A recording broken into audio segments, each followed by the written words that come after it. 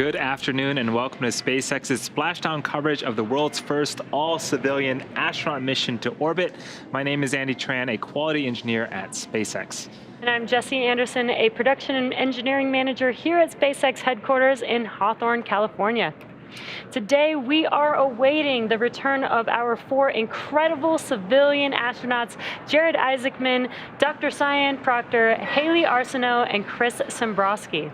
These four astronauts are wrapping up the third and final day on orbit in preparation for splashdown in the Atlantic Ocean off the coast of Florida at approximately 4:06 p.m. Pacific time in just about an hour from now. The crew's return to Earth officially began yesterday around 3:19 Pacific time when they initiated their first downhill phase burn, followed by the second downhill phase burn roughly an hour later. Now, each of these events involved short firings of Dragon's Draco thrusters to lower Dragon's altitude in advance of re-entering the Earth. Following these two burns, the crew finished out a day of medical research, calls with family, and then turned in for their last night of sleep on Dragon around 2:30 a.m. Pacific time. Now, just before 1 p.m. Pacific time today, the Inspiration4 crew donned their spacesuits and made their final cabin preparations before they begin the last series of operations prior to splashdown. Yeah, we have a lot of events coming up today, so let's walk through the dynamic activities ahead of us this afternoon. Coming up in a few minutes at 3:09 p.m. Pacific time, we have claw separation. Dragon has to move into the proper attitude or angle in order to separate the trunks so that they don't deorbit together. The claw connects the trunk to the capsule. It also delivers power, telemetry, and fluids. So claw separation is the first step in separating that trunk. Trunk separation is next. That happens around 3:12 p.m. Pacific time. Once the trunk is separated, Dragon is running entirely on battery power. So if you're looking at the animation on your screen right now, the trunk is the bottom half of the section of the Dragon vehicle, the cylindrical portion. That will detach and leave just the capsule returning back to Earth. A few minutes after trunk separation at 3:17 p.m. Pacific time, we'll have the beginning of the deorbit burn. This is the last time that we'll use the forward bulkhead thrusters, and after that, we'll close the nose cone and lock it in preparation for re-entry. That deorbit burn is expected to last for about 15 minutes, and that is what will line up Dragon for re-entry into Earth's atmosphere. As the cabin continues to increase in temperature a little bit, there's nitrox that is used to cool the cabin and the suits to keep the crew nice and comfortable. The orbit sequence start in 5 minutes. You are now live.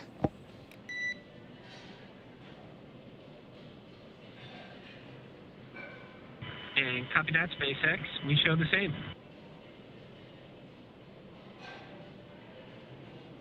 So what we heard was the crew operations and resource engineer, also known as the core, communicating to the crew on Dragon. We'll hear those throughout the cast today as Dragon continues to prepare for deorbit and eventual splashdown on Earth. But so as we begin the deorbit burn and Dragon begins to make its way back to the Earth's atmosphere, we do pump nitrogen and oxygen through the cabin to make sure that the astronauts are nice and cool. And then we will close the nose cone, and this will cover the forward hatch thrusters that we use in the deorbit burn, and it also protects the cupola during re-entry. And then during re-entry, we will have a known calm blackout period of time.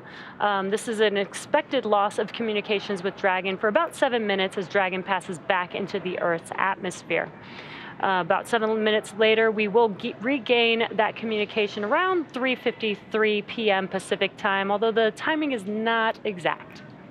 A few minutes after we get communications back, we're going to start to deploy our parachutes. First up, we have the drogue parachutes, and on screen now is test footage of the drogue chutes and the main chutes, testing the parachute system, make sure that everything is good. And these have gone through numerous amounts of tests to make sure that they are safe for flight. The drogue chutes are two smaller parachutes that are designed to stabilize the Dragon and slow it down before release of the main chutes, which you just saw on screen. Those are the four orange and white larger parachutes that will further slow down the spacecraft. Over the course of the 3-minute descent, the drogue and mains work together to bring vehicle velocity down from 350 miles per hour to just 15 miles an hour, at which point we have splashdown. That's expected to occur right at 4:06 p.m. Pacific time. After we splash down, we have about an hour before the recovery crew and recovery team goes through their checklist of procedures before we can get the crew out of the capsule. So we do have a very exciting day ahead of us. Now, once it's time for our crew to deorbit and splash down back on Earth, they'll be heading to one of the targeted sites supported by SpaceX. Now, all of these sites are located off the coast of Florida, either in the Gulf of Mexico or the Atlantic Ocean. And spreading the supported sites across multiple locations helps to maximize the return opportunities for this mission and future crews, lowering the chance that we'll have to wave off due to bad weather.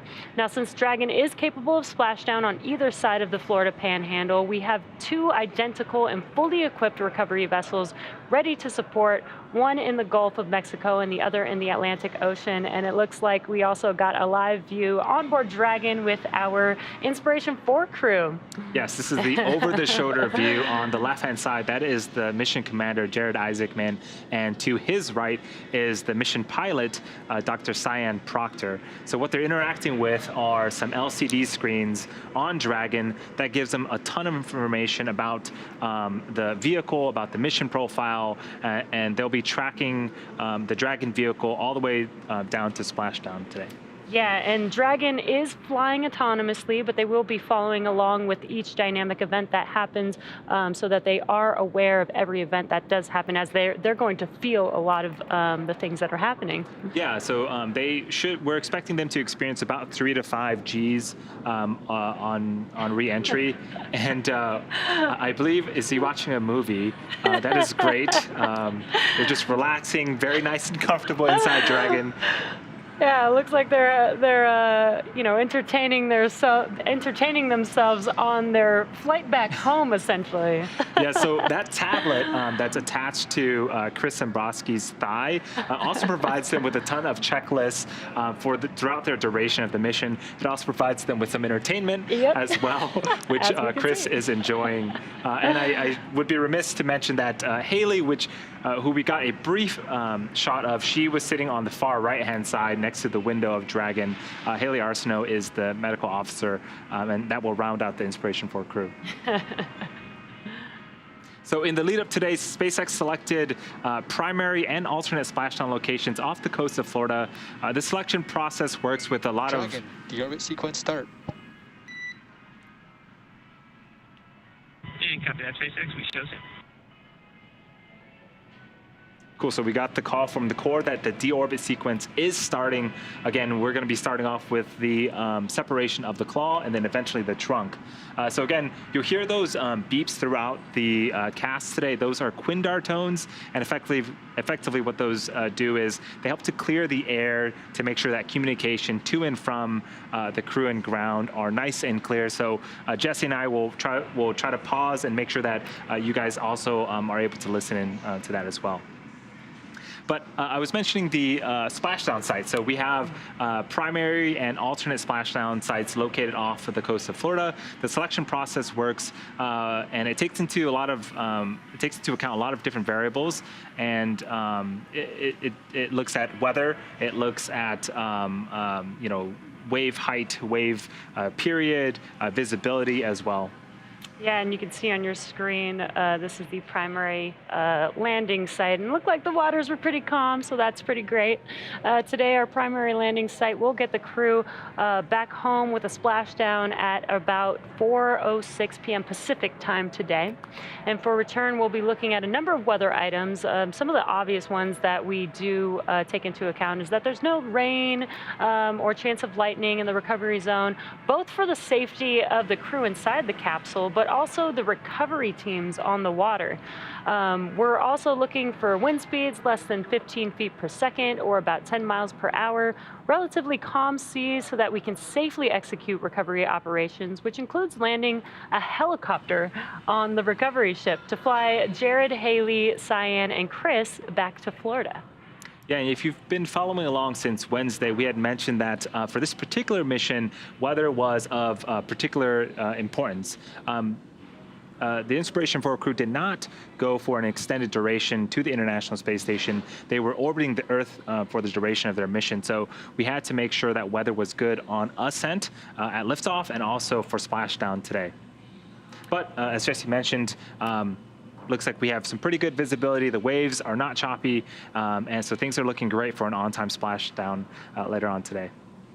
And for these operations, SpaceX closely coordinates with the United States Coast Guard to establish a safety zone to ensure public safety and for the safety of those involved in the recovery operations, as well as the crew on board the returning spacecraft. Multiple notices are issued to the mariners in advance and during recovery operations, and Coast Guard patrol boats are deployed to discourage boaters from entering the splashdown zones.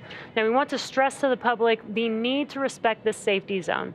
Recovering a spacecraft from the water is a hazardous operation, and any other boats interfering increases risk to the astronauts in the capsule, the teams working to recover them from the water, and the safety of those that come too close. So for the safety of our crew and for your safety, we recommend that you sit back and watch as we'll be bringing you the best possible views of our astronauts' homecoming. Dragon, nominal trunk jettison. And copy that, SpaceX. We definitely felt it. So it looks like we had successful call separation. Again, that detaches the umbilical that routes power and fluids from the trunk to Dragon. So now Dragon has also separated its trunk successfully. And so that does a couple of things for us. When we re-enter and the parachutes deploy, we want to make sure that there is as little mass as possible. It gives the parachutes a bit easier time to decelerate the vehicle.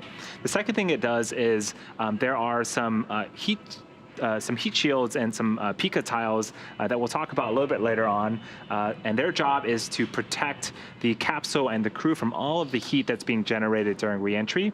Jettisoning the trunk exposes that heat tile and allows it to face forward during reentry.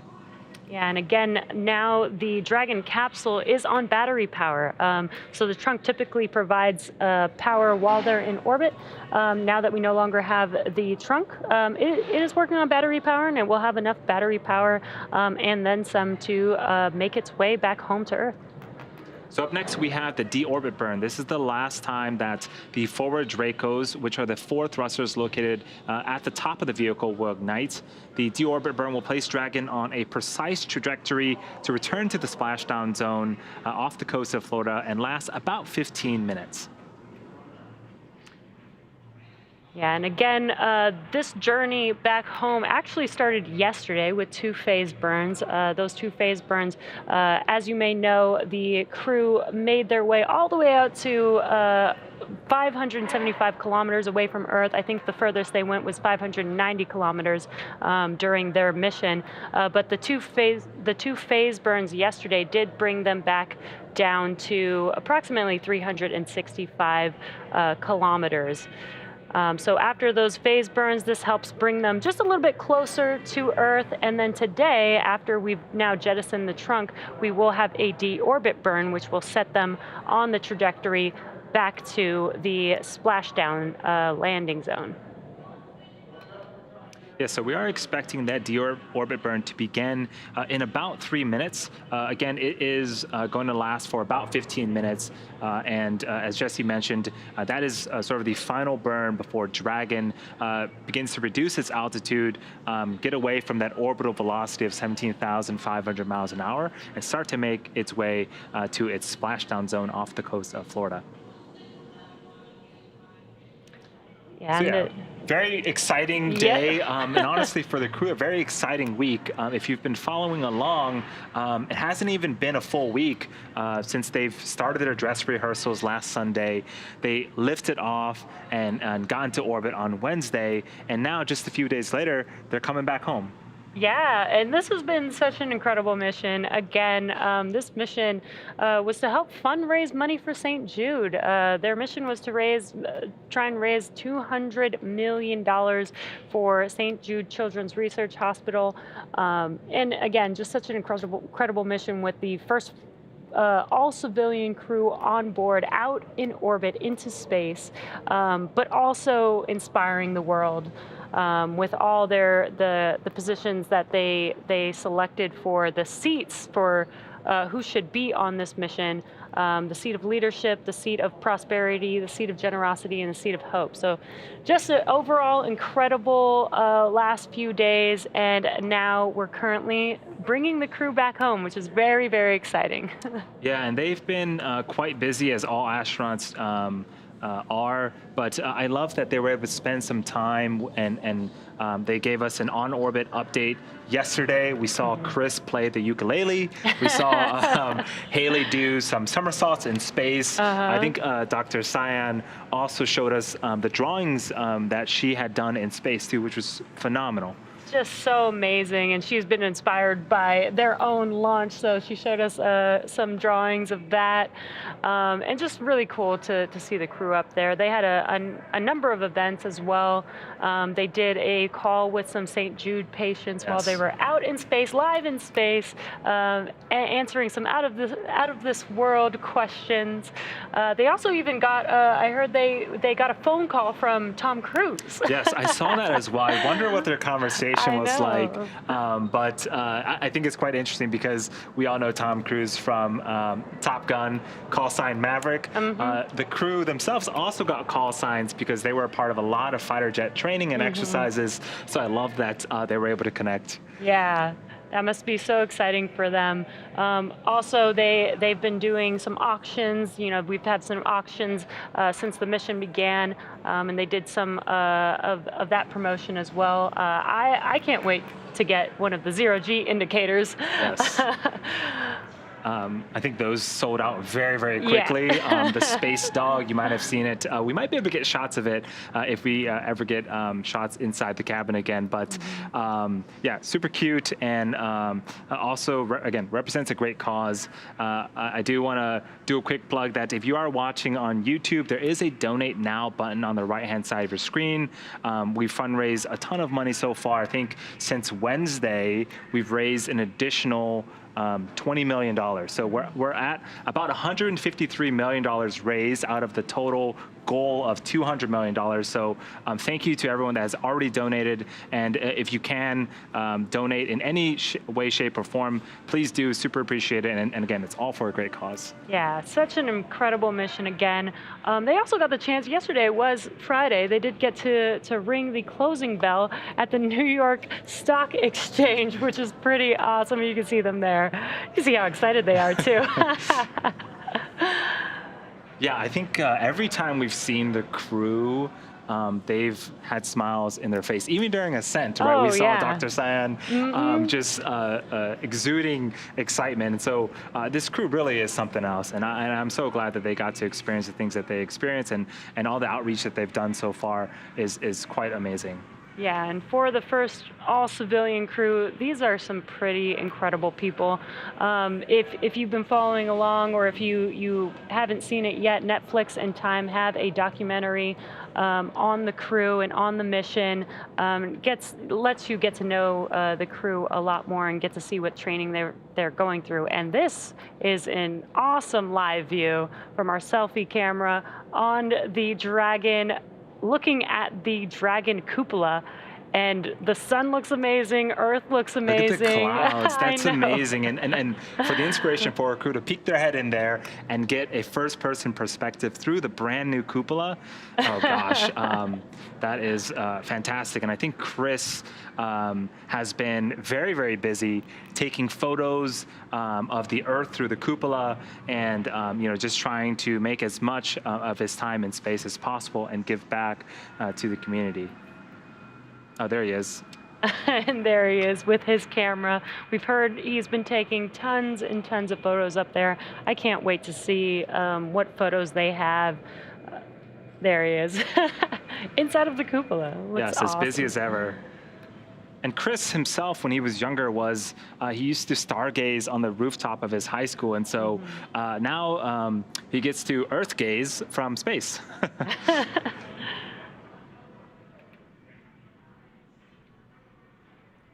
So we are getting confirmation that the deorbit burn has already begun. We're well into it. Again, it's going to last for about 15 minutes and end approximately at 3:32 p.m. Pacific time.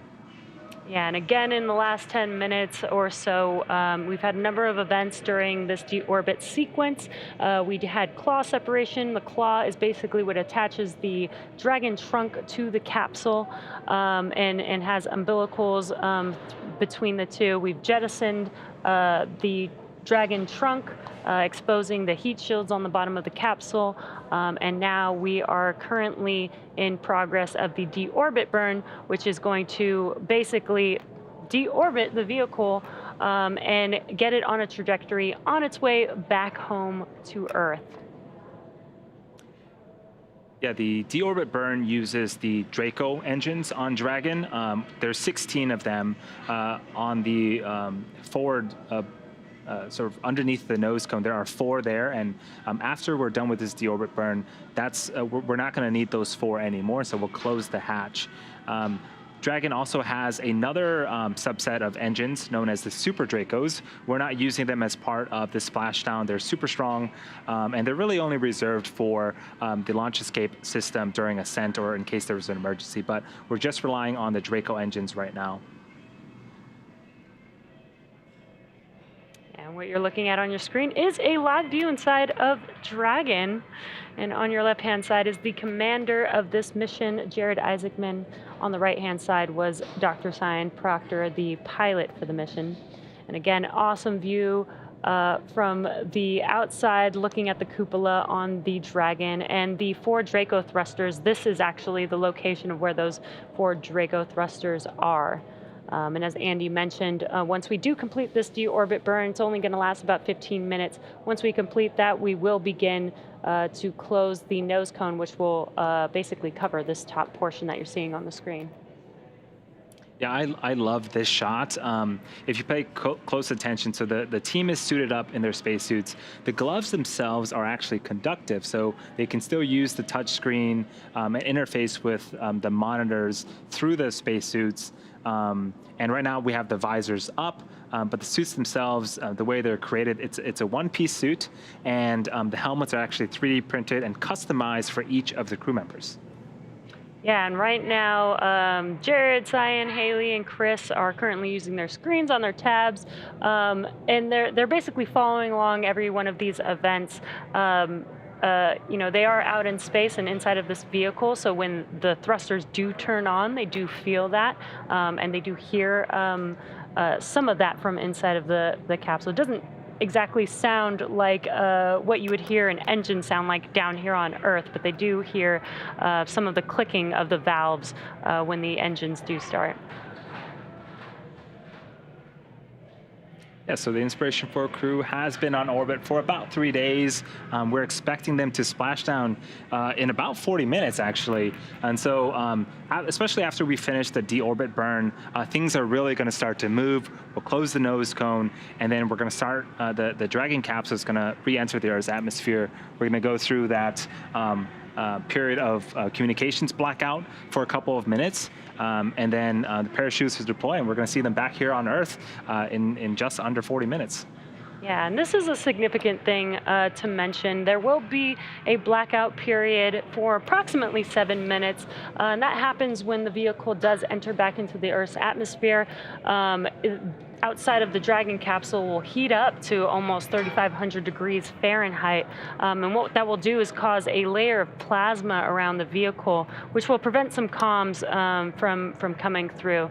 But once they are through that period, we should be able to regain those comms. The core here in Mission Control Hawthorne will do some comm checks to make sure that they have reestablished those comms between Dragon.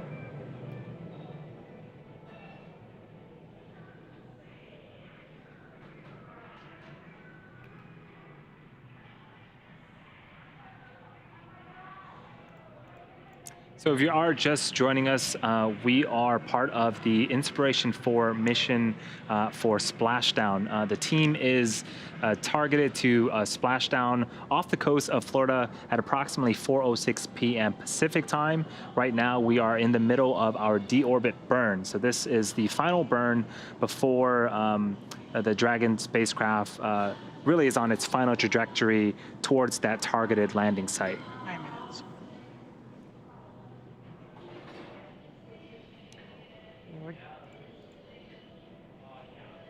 We're just about 10 minutes into the burn, meaning there's about 5 minutes left of that deorbit burn. And right now you are looking at a live view inside of the Dragon capsule of the crew, watching and checking things on their display panels there. Again, they are following along with all of the events so that they are aware of every expected event that is supposed to happen. And again, a awesome live view from the outside of our Dragon capsule on the forward end, looking at our amazing... 120 kilometers. Dragon is committed.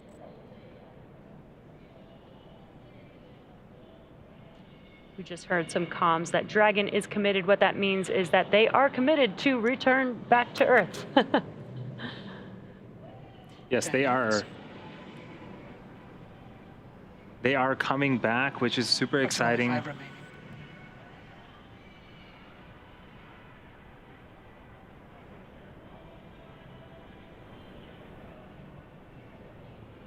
So I should mention at this point, Dragon itself is an extremely intelligent vehicle. It is largely autonomous and effectively flying itself. So it knows where it's at, its position in space. It knows where it's headed. It has the ability to adjust its attitude or angle and trajectory as needed to make sure it is headed where it needs to head. And so even through the communications blackout period, again, due to the temporary buildup of plasma that interferes with communications, even through that period, the crew really just has to sit back and enjoy the flight because Dragon is smart enough to know where exactly it's going to be.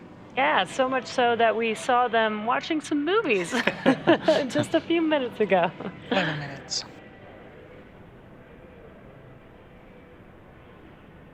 You are hearing on the comms just some status updates of that deorbit burn.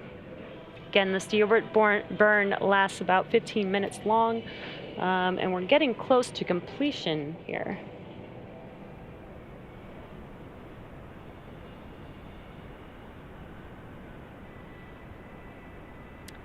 And actually, something to note, if there are people watching live for Splashdown, they might actually get to hear the sonic boom as quickly as Dragon re-enters the Earth's atmosphere and is coming down. You know, they will be traveling faster than the speed of sound, so you'll get a sonic boom when they come back through.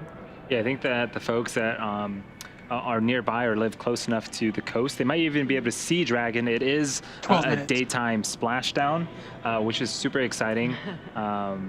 So yeah, in about 35 minutes, we're expecting Dragon capsule resilience flying for the second time and returning for the second time, and the Inspiration4 crew members to return back to Earth and splash down into the coast, off the coast of Florida.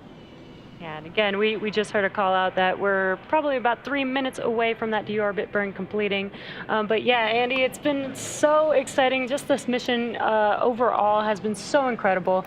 Again, the first all-civilian crew to go to orbit, and they're raising money for St. Jude. It's just been an incredible mission so far. They've been out in space. You know, talking to St. Jude's patients, raising money, doing some science experiments for us so that we can see, you know, what does microgravity do to, you know, the regular person like you and me. 13 minutes. Yeah, I think you bring up a good point that I don't think we've talked about yet, is all the science that they've done. We saw earlier in the week some experiments with some portable ultrasound devices. There's an experiment to study how fluid shifts and sort of the relevance of up and down in space that could potentially help contribute to motion sickness, both in space and back here on Earth. But the really cool thing, in my opinion, is all the data that they're going to gather, that's going to be put in a repository, and everyone has access to it, essentially. And so you typically don't get that with normal missions, but for Inspiration4, I think one of the hallmarks is they wanted to make sure that they were trying to further science as much as possible and further human space exploration. Yeah, having the access to that data available to literally the entire world only allows you to have, as many people to utilize that research and be able to do something with it. We're just, that call out was just a minute remaining in this deorbit burn. Very exciting. So after the deorbit burn, again, we won't need the Draco thrusters in the forward bulkhead anymore, and so we will be initiating the close of the nose cone. Oh, here's a great animation. The nose cone is the very, very top. You're going to see it latch open. That's where the Draco thrusters are at, but after they're done firing, we're actually going to be closing it. And so if you're here since the beginning of this particular cast, the bottom section of the capsule, that's the trunk section, the bottom half of that has already been jettisoned, and right now the top portion, the capsule, that's where the crew is in, and that is what is returning to Earth and making its splashdown off the coast of Florida here in a few minutes. Burn termination.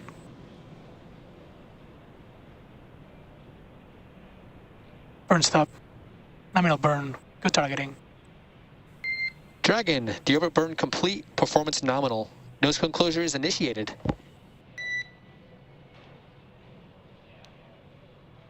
Copy that, SpaceX. We show the same.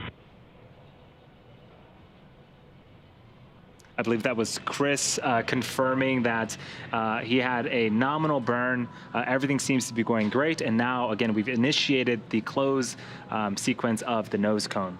So in the background, Dragon is currently inhibiting those forward bulkhead Draco thrusters that we had just used to complete the deorbit burn, ensuring that it's safe to latch the nose cone shut for re-entry. The vehicle also initiated the nitrox suit purge, and this will help keep the crew cool and comfortable during re-entry, which is coming up in about 20 minutes. At this point, the nose cone is closing and protecting the forward hatch for re-entry. The crew is using the screens that we saw earlier to monitor the locking of the nose cone, which is done actually by a set of hooks. Yeah, and again, the nose cone doesn't just snap shut. It does take a few minutes, I think about 4 minutes or so to close. It is a very, technically and structurally sound seal that needs to happen there. So it needs to be very precise, which is why it's a very slow mechanism to make sure that it's closed. Yes, and we mentioned earlier, as Dragon is re-entering, it's going to form plasma, and plasma is effectively superheated Slow gas. meters bias. Entry attitude complete.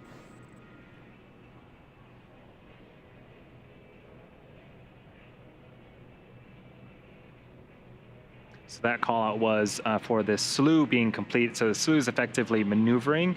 And so we want to position Dragon and orient it a certain way before it starts to re-enter the Earth's atmosphere. So that looks like it's going well. But I mentioned a little bit about the temperature buildup around the heat shield and Dragon. So we initiate a nitrox purge in both the cabin and the suits to keep the environment inside Dragon nice and cool. The suits themselves will automatically detect if temperatures go above 85 degrees Fahrenheit, and if it does, we'll just purge them with effectively air. It's the same sort of air that you would see in a scuba tank, and that keeps the astronauts nice and comfortable for their journey back to Earth. It's basically their own personal AC system. And as we mentioned, we are coming up on the blackout period, which is about 10 minutes or so from now, or 10 minutes after nose cone closure.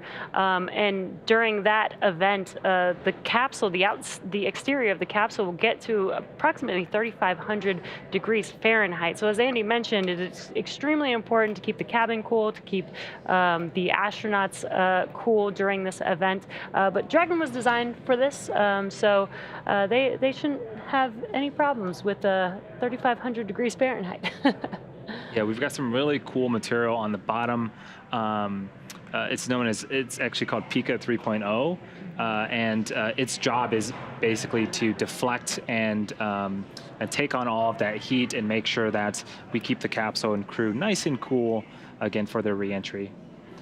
If you're looking on screen right now, there is a capsule, Dragon capsule in the background. You can see at the very bottom the tiling of that Pika material. That is a returned capsule. So it's been through the Earth's atmosphere. It's taken on that 3,500 degrees Fahrenheit heat, and that's what we expect the capsule today to also look like upon re-entry. Yeah, and this is a flown Dragon capsule. So while the spacecraft is in orbit, it's flying at about 17,500 miles per hour.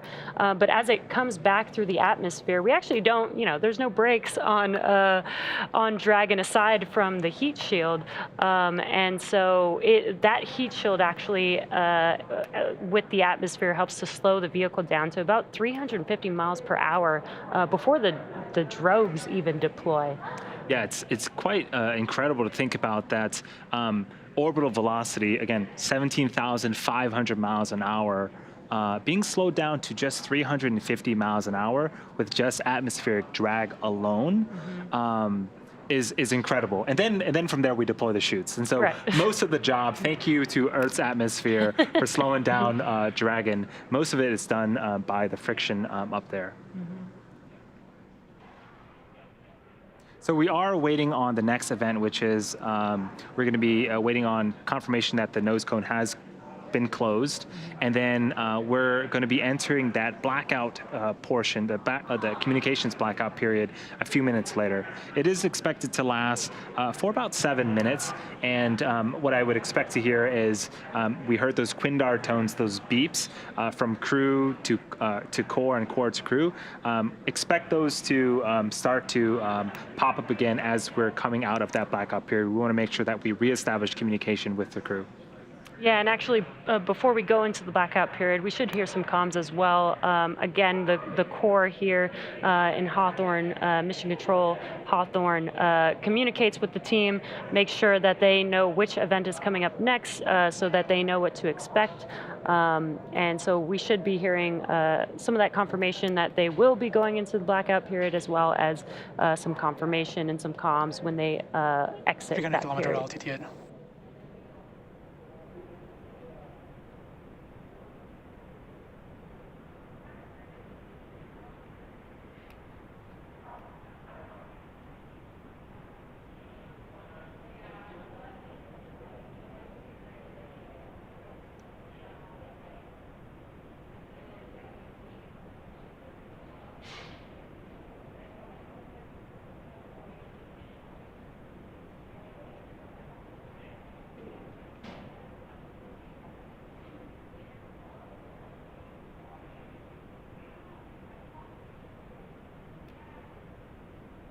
So again, we are currently just waiting for confirmation of nose cone closure.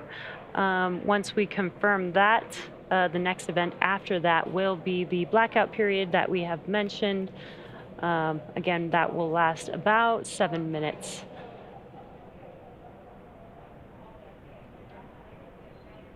What you're seeing on your screen right now is Mission Control Hawthorne here at SpaceX headquarters. Looks like you can see Gwen Shotwell sitting in the front row there, watching as our first all-civilian crew, the Inspiration4 crew, returns back home to Earth.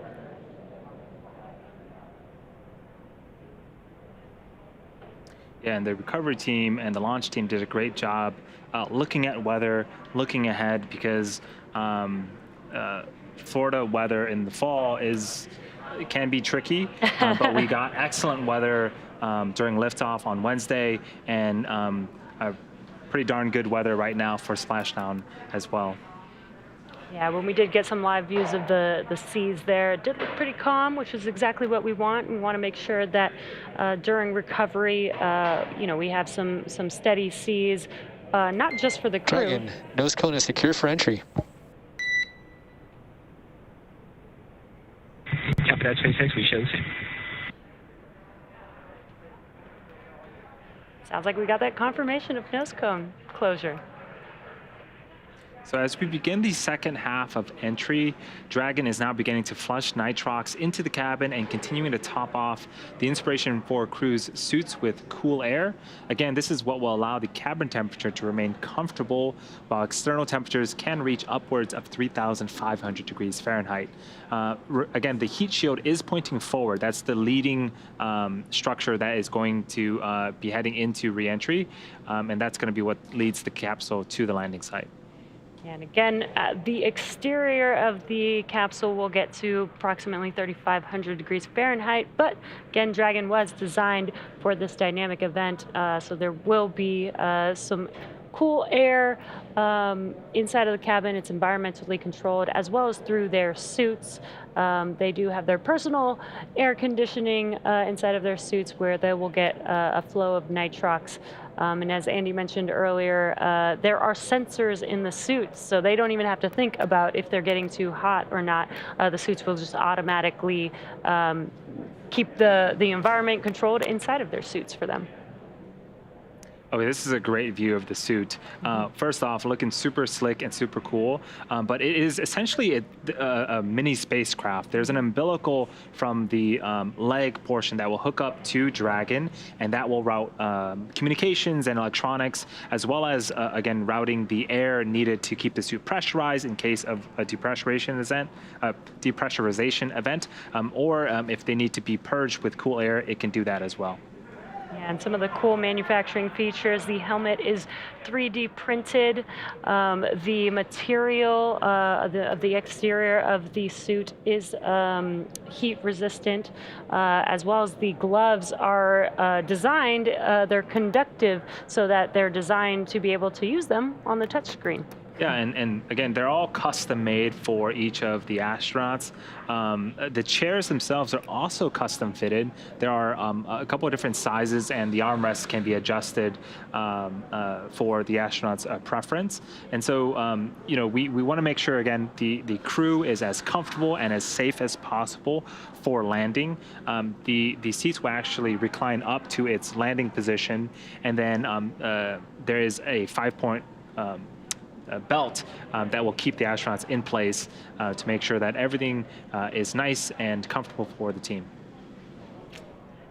And we have a Dragon tracker, and that's what you're seeing on your screen. You can see that Dragon is currently to the west of South America there. And on their way, you can kind of see their trajectory heading towards the coast of Florida for their splashdown today.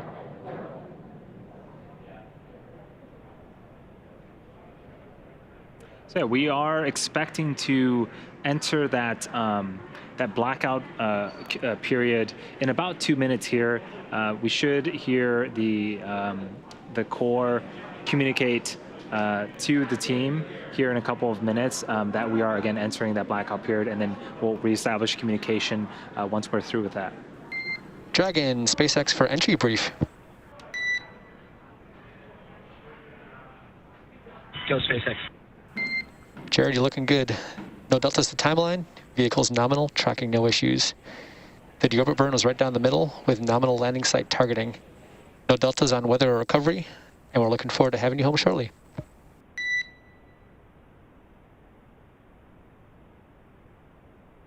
And copy that, SpaceX. Good deorbit burn. Vehicle's healthy. Recovery forces are there. Weather's looking good. See you guys soon. Good to be back.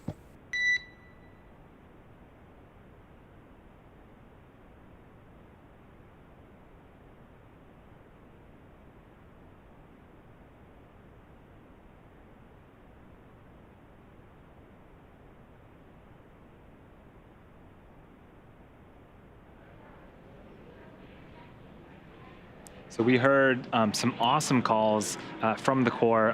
The deorbit burn looked good. Re-entry and weather all look good. So everything you would want to hear for Splashdown, we got it. And so things are looking great for Splashdown in about 20 minutes here. Super exciting, and things will start to get very, very dynamic, and a lot of events will happen over the next 20 minutes or so.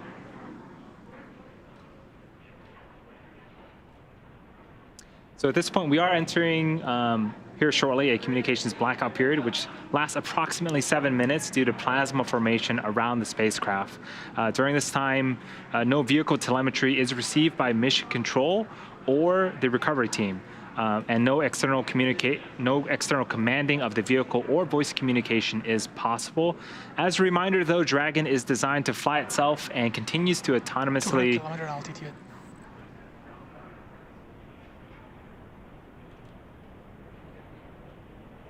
So Dragon is designed to fly itself and continues to autonomously use its Draco thrusters to orient itself during re-entry.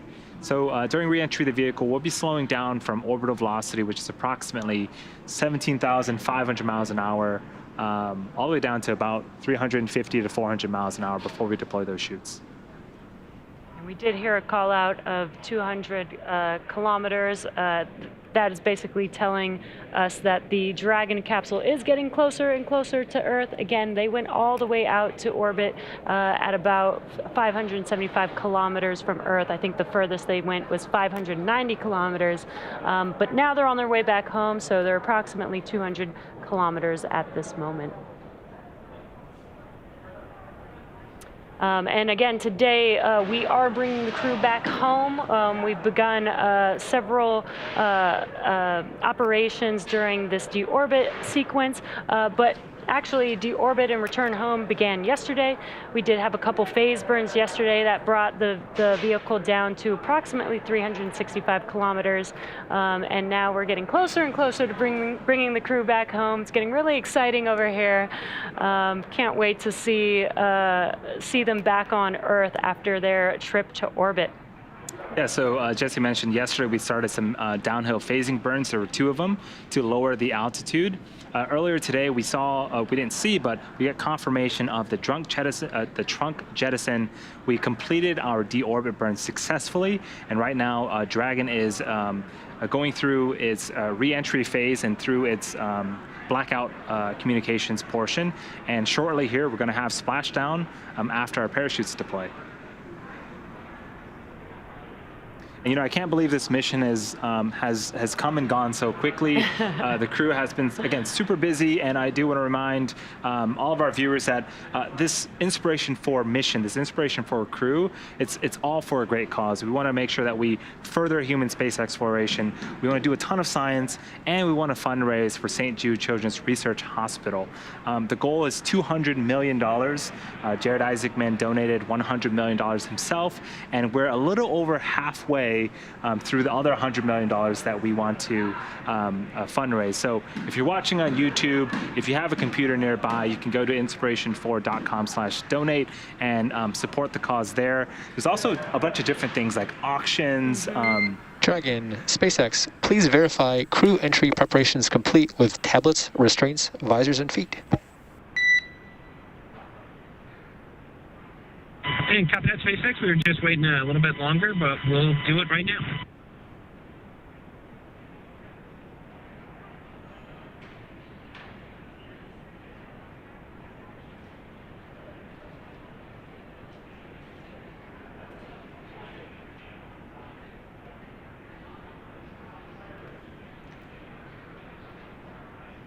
SpaceX Dragon, tablets are secure, restraints are tightened, visors are down. We are ready to come home. We copy all, Dragon. Approximately 4 minutes, 30 seconds until comm blackout. We'll see you on the other side at 2300. Talk to you at 2300.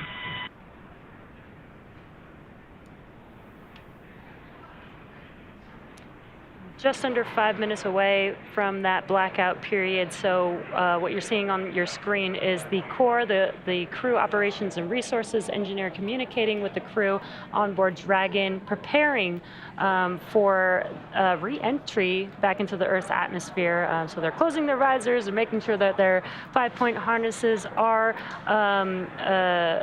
secure, basically doing all their preparations for that re-entry.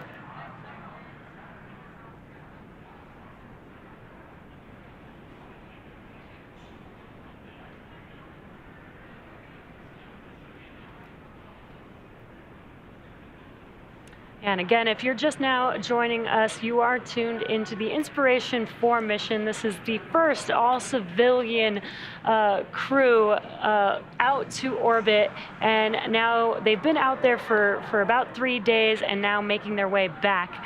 And the crew on board is Jared Isaacman, who's the commander for the mission. He is the 38-year-old CEO of Shift4 Payments. He has been a fighter pilot for many, many years. He's flown in over 100 air shows, and always does a fundraiser or a charity event with every one of his air shows, and he's doing the same thing with this mission, which is pretty incredible. Yep. Up next, we have Haley Arsenault. She's 29 years old, and she is actually the youngest American to fly in space ever. She's also the first. Away from its leader's bias attitude. Continuing to get great calls. Haley is also the first in space with a prosthetic. She is a pediatric cancer survivor and also a physician assistant at St. Jude Children's Research Hospital, same place that saved her life when she was 10 years old. Got Dr. Cyan Proctor on board, making her way back home with the crew. She is the 51-year-old mission pilot for this mission. She's from Tempe, Arizona, and she holds the seat of prosperity. She actually was awarded this seat 2 minutes to expected calm blackout. We got a 2-minute call out for that expected blackout period. But Dr. Cyan Proctor actually was awarded the seat for starting her own, basically, business for her artwork and her poetry. But she's also an incredible human being. She's an analog astronaut. She's always wanted to go to space. Almost became a NASA astronaut at one point. To initial entry attitude complete. And now she's on the crew and was able to accomplish her dream. And last but certainly not least is Chris Dombrowski. He's 42. He's a data engineer at Lockheed Martin and a United States Air Force veteran, a space enthusiast through and through. And you know, I was watching the docuseries, and he's just a husband and father first and foremost. And so those were our 4 crew members that are currently making their way back home, back down to Earth, and as part of the Inspiration4 mission.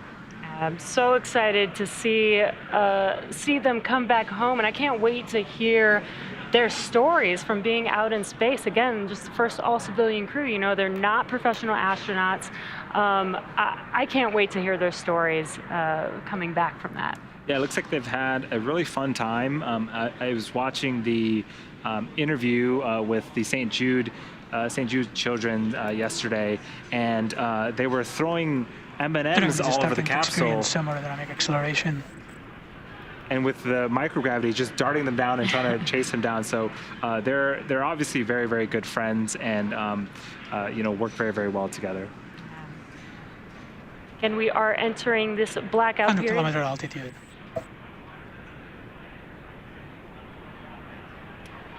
We are entering this blackout period that we have mentioned. Again, it is an expected period of time where the vehicle is re-entering back into the Earth's atmosphere. That generates a lot of heat, about up to 3,500 degrees Fahrenheit, which causes a plasma layer to form around the vehicle. So we do lose comms with the crew. They've already done their pre-blackout period operations, making sure that their visors are closed, they're strapped in, and they're ready to re-enter back into the Earth's atmosphere. And so we do expect to regain comms about 7 minutes after they've entered the blackout period.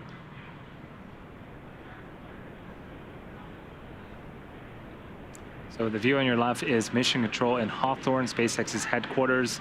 You can see that we've got some folks gathering. They're also very excited for Inspiration4 to return back to Earth. And so, yeah, we're all waiting. We're actually about 25 minutes away from Splashdown off the coast of Florida. Again, Dragon, even throughout this blackout period, it can pilot itself essentially. So, again, the crew just needs to make sure that they're strapped in and enjoy the flight, because Dragon will take them to where they need to be.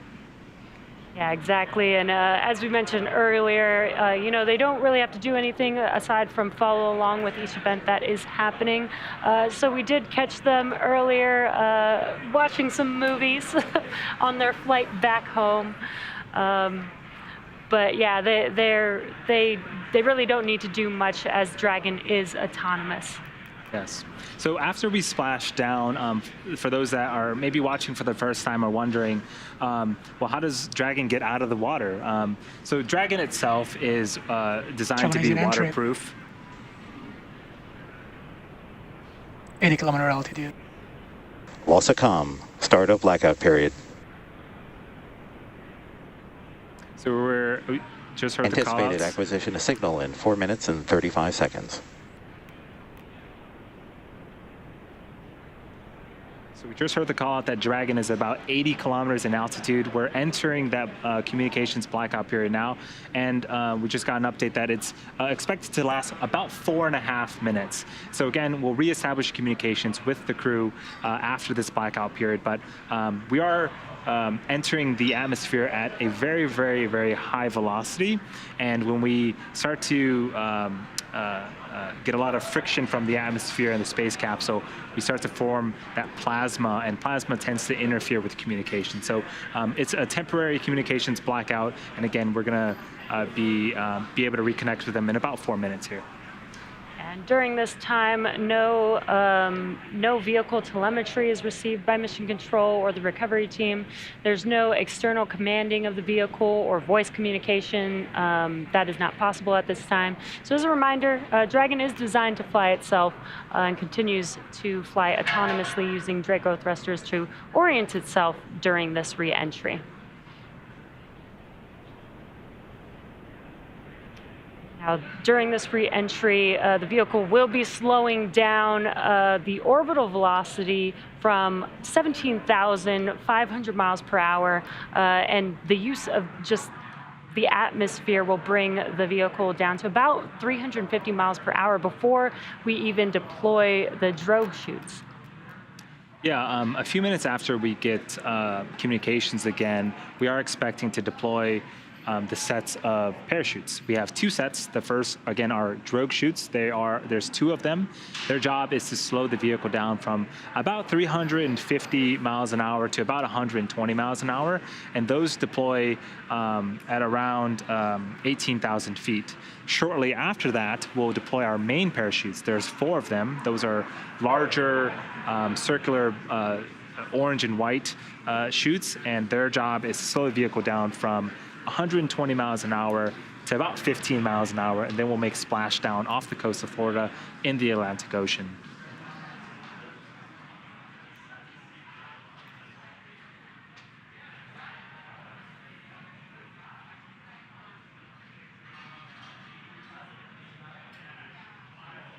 So yeah, Dragon is, again, flying itself. Even the chutes that I had just mentioned about, there's sensors on Dragon that detect altitude and pressure, and they will determine when to fire those parachutes. And so pretty much everything on Dragon is autonomous, and again, it's steering itself. It's taking the Inspiration4 crew where they need to go for their targeted splashdown. Again, if you're just now joining us, we're currently in progress of the blackout period. What this is basically the Dragon spacecraft re-entering the Earth's atmosphere. It'll see temperatures, external temperatures of about 3,500 degrees Fahrenheit, building a plasma layer around the vehicle, preventing comms and communication with the Dragon spacecraft. It's expected to last about 4.5 minutes. We're a little over halfway through that right now. So we should, in a couple minutes here, start hearing some comms from the core, checking in to regain that communication with Dragon.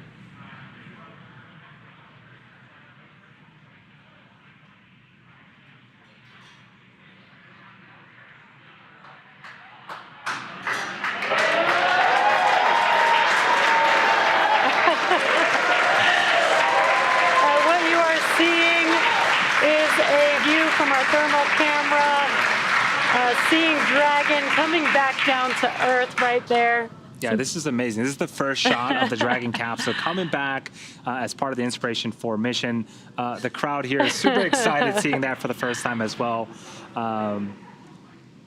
So yeah, a couple minutes left of the blackout period, and we should be getting comms reestablished with the crew here shortly.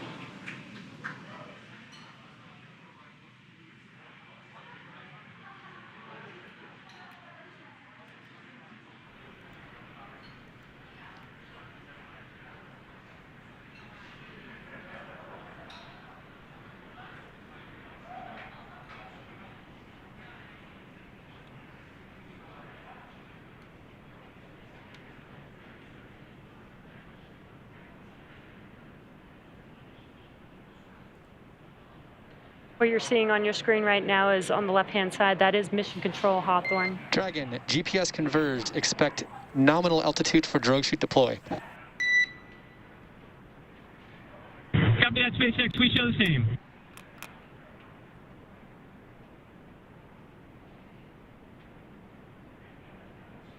And those comms confirm that we have regained comms with Dragon, and they're getting ready for drogue deploy here shortly. Yeah, I love these tracking shots. Again, that is Dragon in the center of your screen. We've got visuals of it, and we're expecting drogue chutes to deploy, and then the main chutes shortly after that here in a couple of minutes.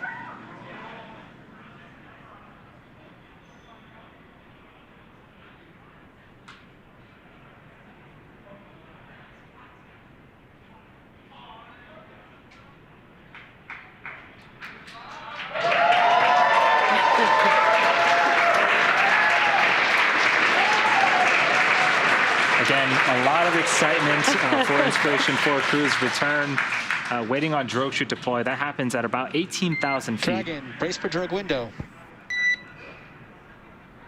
Copy that, SpaceX. We're bracing.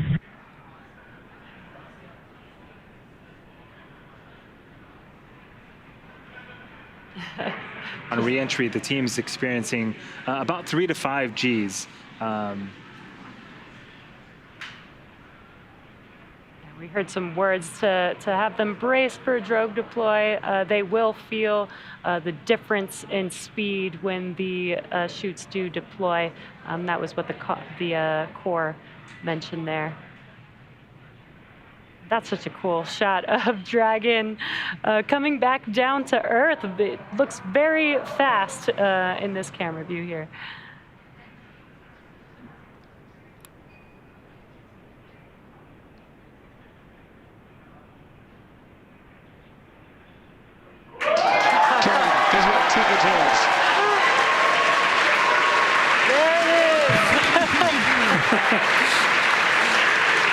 Steering 2 good drogues.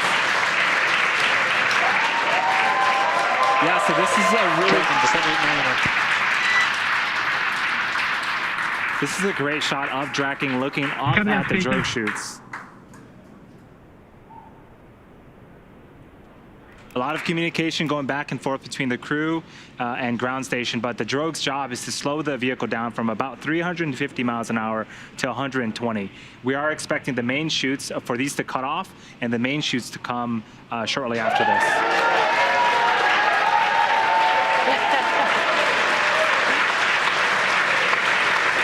Dragon, these are 4 healthy mains.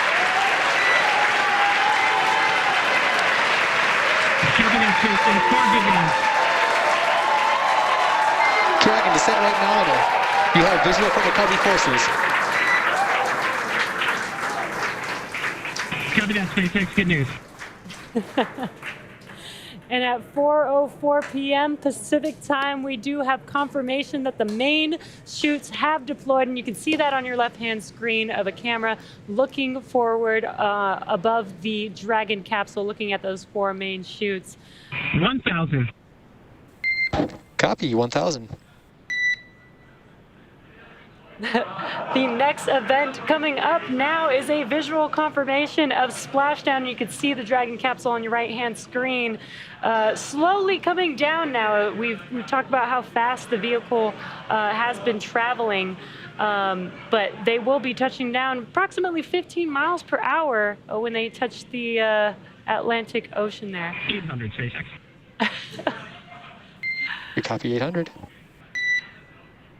Now, the Dragon 1 program had great success with the water landing, with 20 successful splashdowns over the course of that program, 9 of which were carried out by flight-proven Dragon spacecraft.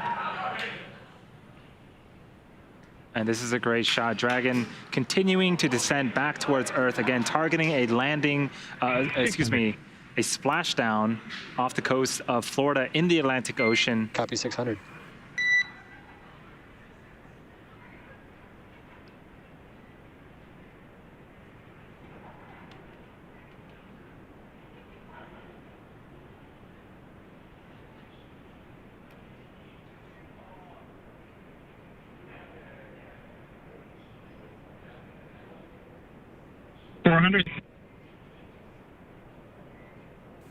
Copy 400.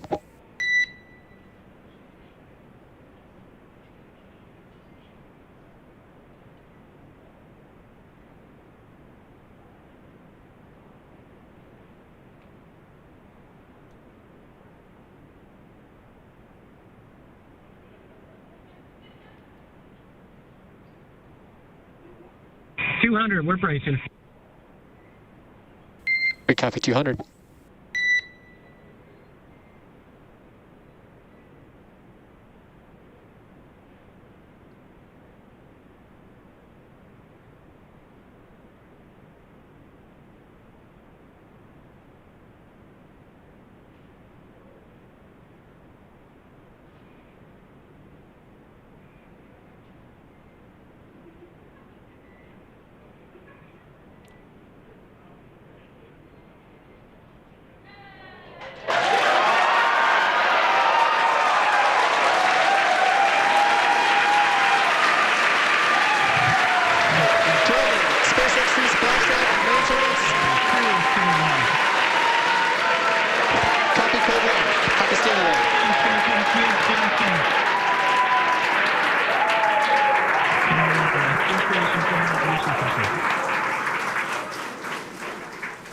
Inspiration4, on behalf of SpaceX, welcome home to planet Earth.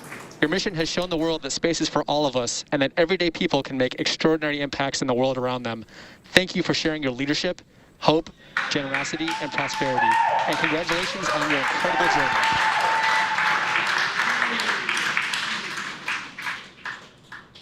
Thanks so much, SpaceX. It was a heck of a ride for us. It's just getting started. Copy, just getting started.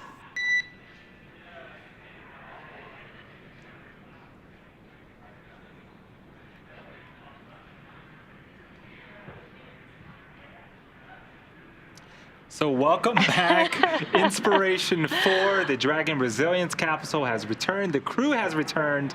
What a phenomenal, phenomenal visual that we got. And I love that Jared said, we're just getting started. Right. This is the beginning of their journey, of the next steps to the new era in human spaceflight. And just, you know, what an incredible mission. What an amazing view watching them touch down and splash down into the Atlantic Ocean. You could hear the crowd here so excited to welcome the crew back home. Yes. So we do have a couple of events that need to happen first before we can start to get the crew out of the capsule. So you can see some boats headed towards Dragon. And you know, the first job is to make sure that the area around Dragon is safe to approach, and then we'll go in there, start rigging the Dragon up to be able to hoist later on onto our main recovery vessel. So we also heard that Jared had given us the confirmation of stable 1. What that means is Dragon has splashdown and is upright. There's also stable 2. Dragon can actually be upside down or sideways. It is waterproof and has systems where it can pump seawater into some bladders to help keep it upright. So again, stable 1 is the best possible scenario that we can achieve, and that's what we see on screen right now. And just something to note, there are going to be a few operations that happen before the crew can get out of the capsule, so they will be strapped into their seats, remain strapped into their seats throughout these operations until, basically until hatch open, once we have the Dragon capsule on board the recovery vessel. So we do have some events coming up next. The fast boats will be approaching the Dragon capsule. They'll be doing some inspections to make sure that it is safe before we begin operations to lift Dragon out of the water onto the recovery vessel. Dragon, SpaceX is go for recovery personnel to approach. Expect personnel alongside in 1 minute. And copy that, SpaceX. We're looking forward to seeing you. And Dragon, with that, we request to come aboard via display cam.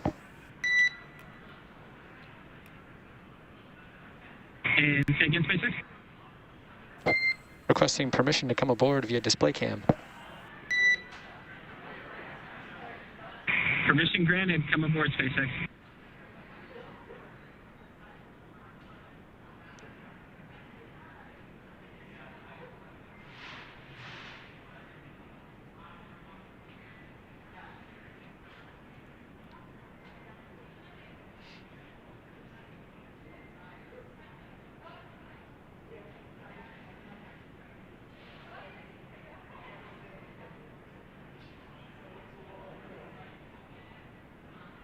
Now what you're seeing on your screen is the recovery team approaching Dragon. Again, they will be starting to do some inspections. They'll do some ordnance and hypergol checks just to make sure that the vehicle is safe before they begin rigging Dragon to bring the vehicle onto the recovery vessel.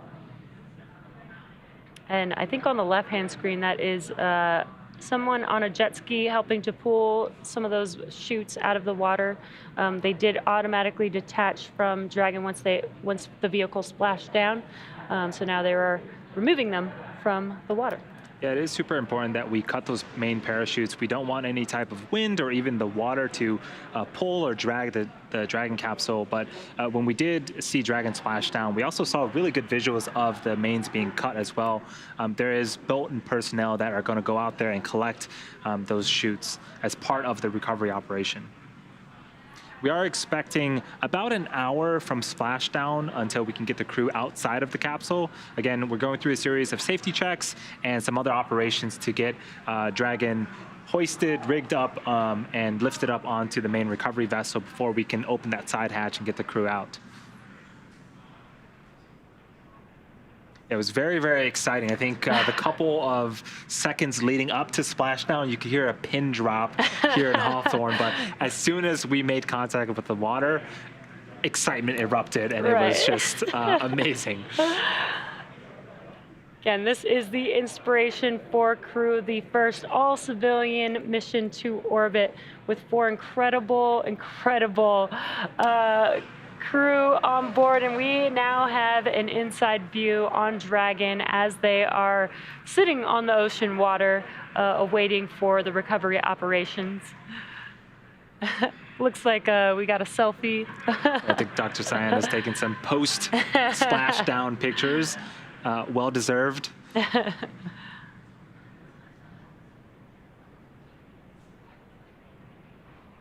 And again, this is standard procedure. We do have some crew climbing on board Dragon. They're performing some inspections, just making sure that the vehicle is safe prior to the next Dragon step. SpaceX, hypergol sweeps and ordnance checks are nominal. Rigging is in progress. Approximately 5 minutes until capsule lift. Stand by for PMC.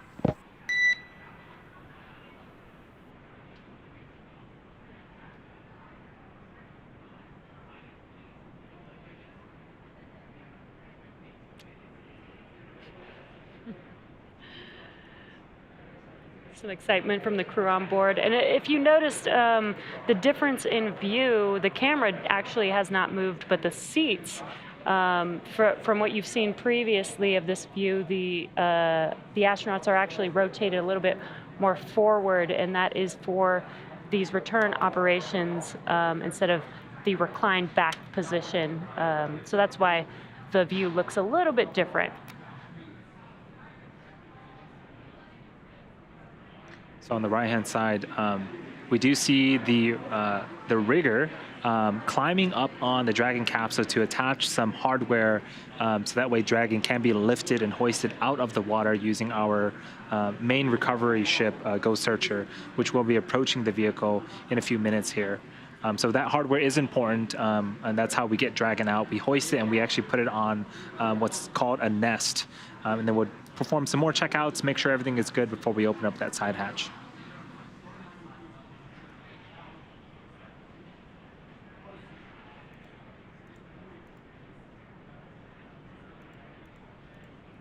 You can see one of the techs climbing on board. Crew is the Dragon capsule's exterior.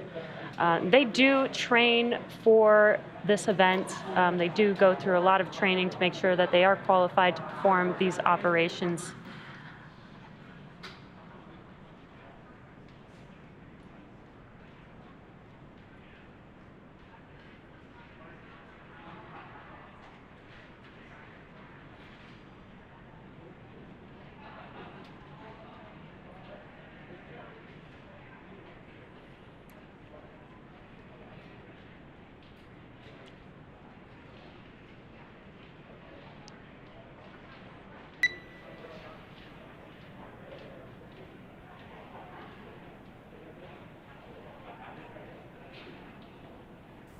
Dragon SpaceX with the public.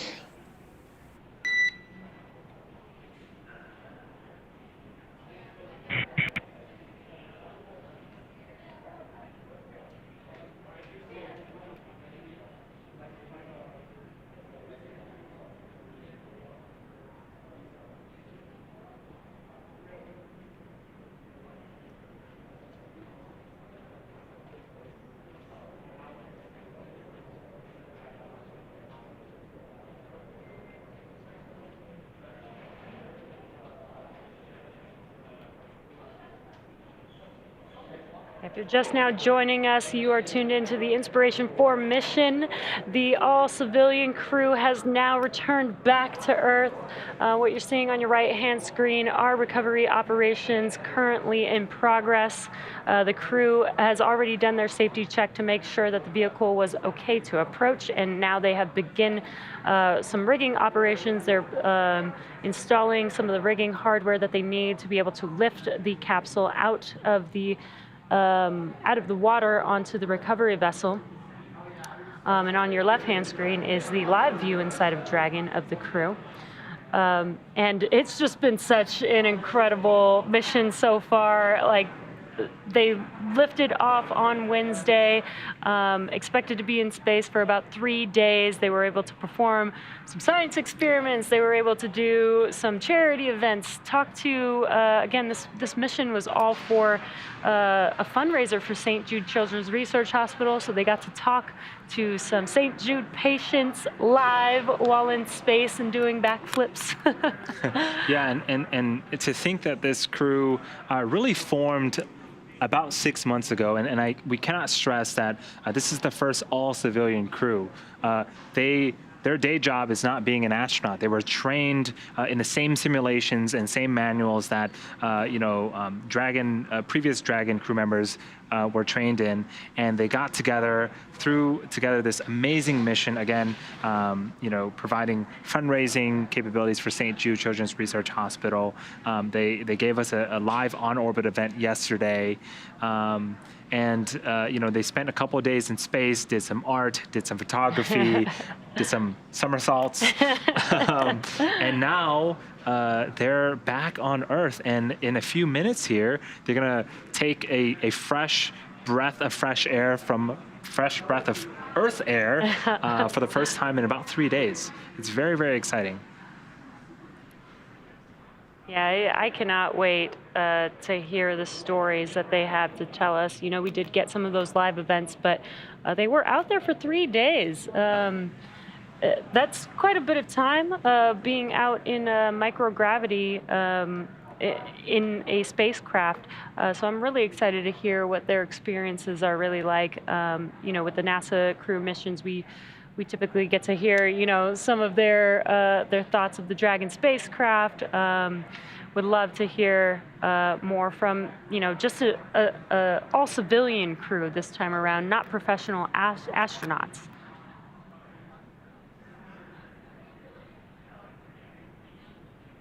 Yeah, and I think it's as we see the sun setting on the right-hand side, the boats are equipped with very strong lights to make sure that they can continue the operation in case the sun does go down. But one thing I do want to reiterate is weather and how great that's been for us. We had a phenomenal day in terms of weather Wednesday during ascent, and on return, you can look at the ocean now, and it's not choppy. There's no waves essentially. It's basically like pool water, and so the Dragon capsule is there. It's floating there now because it's not, you know, choppy. The recovery team can get in there, do their jobs without worrying about any other external factors. Yeah, that's extremely important. Safety is number one here at SpaceX, so we always want to make sure that we're keeping these events during an environment that is safe, and weather plays a very big factor into that. And not just for the crew on board Dragon, but the recovery team there, which you've been currently seeing climbing on Dragon, you know, installing the rigging. They're on boats, so it's really important to make sure that the weather conditions are accommodating to these operations.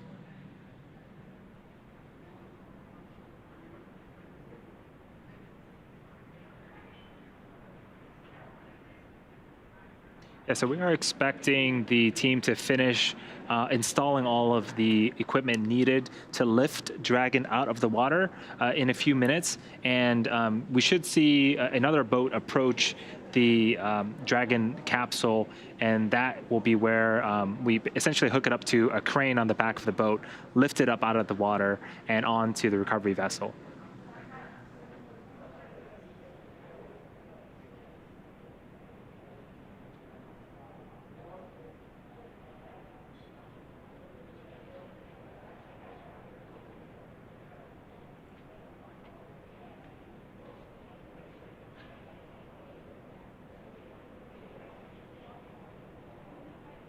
The Dragon vehicle is looking nice and toasty. I think if we had daytime shots, it would look essentially like a marshmallow.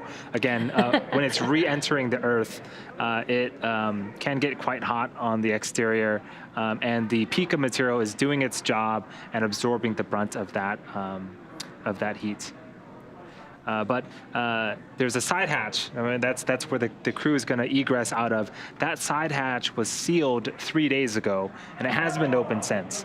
And so, you know, typically, you know, missions with crew go to the International Space Station. The crew will ingress and egress out of that top hatch that you see there. But because we weren't going to the International Space Station for this mission, we installed that super cool cupola, and that hatch is going to stay closed. But the team will be exiting out of the side hatch in a few minutes here.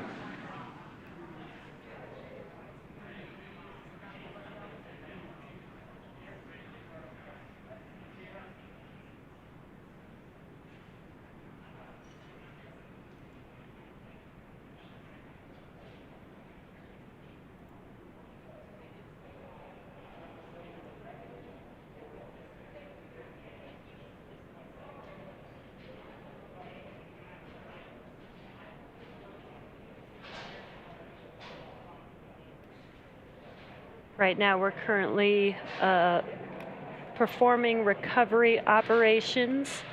We have a crew there on one of the fast boats installing rigging onto the Dragon capsule. This will help them lift the Dragon capsule onto the recovery vessel into what we call the nest, the Dragon nest on board. We'll reorient and locate the vehicle on the recovery ship in a position where we can open the hatch and then have the crew step out for the first time since Wednesday.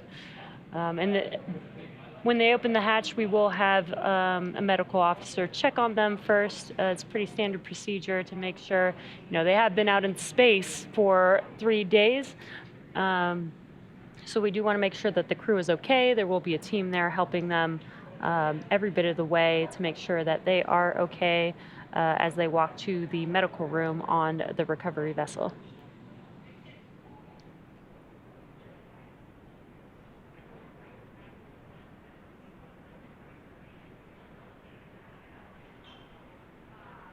What you're seeing right now on your screen on the left-hand side is a live view inside of Dragon, view from behind the displays. On your left-hand side there, that is Commander Jared Isaacman, and to his right is Dr. Cyan Proctor, who was the pilot for this mission. They're now back down on Earth. What an amazing homecoming day for this crew. Such an exciting mission. So after landing, to recap the events, it took about 10 minutes for the recovery crew to complete their safety checks. And then once they completed that, the team began to prepare Dragon to be lifted onto the recovery vessel. As part of the preparation for this lift, one member of the recovery team that we saw on screen climbed on top of the capsule, so that way they can attach Dragon's hoist rings and connect the lifting lines. Again, we are estimating about an hour after splashdown until we are able to raise Dragon up and out of the water onto the recovery boat and remove the crew from the spacecraft. And then, Jess, you just mentioned, after medical checkouts, the crew will return to the Cape by helicopter and be rejoined by their friends and family.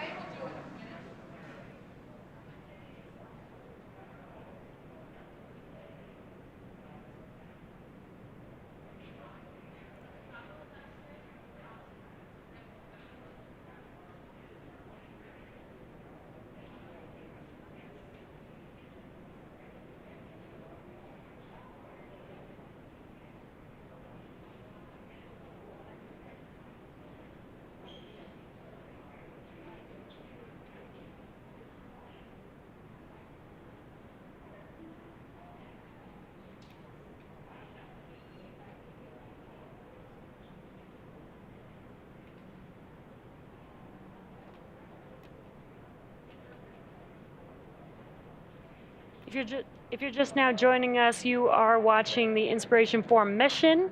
The Inspiration4 crew, first all-civilian crew to orbit, is now back down on Earth and currently in progress of the recovery operations. They're currently out in the Atlantic Ocean as the team is rigging up the capsule to get it ready to be lifted onto the recovery vessel.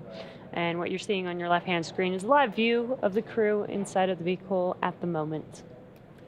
Yeah, we splashed down just a few minutes after 4 p.m. Pacific time. We also had great visuals of the Dragon spacecraft returning back to Earth. We saw some really great shots from the Dragon vehicle looking upwards to the drogue chutes and the main parachutes. And then we had a nice soft water landing in the Atlantic Ocean. And again, we're waiting for the rigging equipment to be installed. That way we can get the vehicle out of the water and then the crew out of the Dragon Resilience capsule. Rigging is complete. Approximately 5 minutes until capsule lift. Okay, copy that, 5 minutes, and we are back to in-flight entertainment.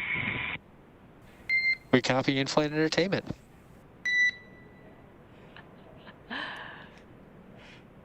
The crew is having a great time with in-flight entertainment. So yeah, it looks like they're all in great spirits.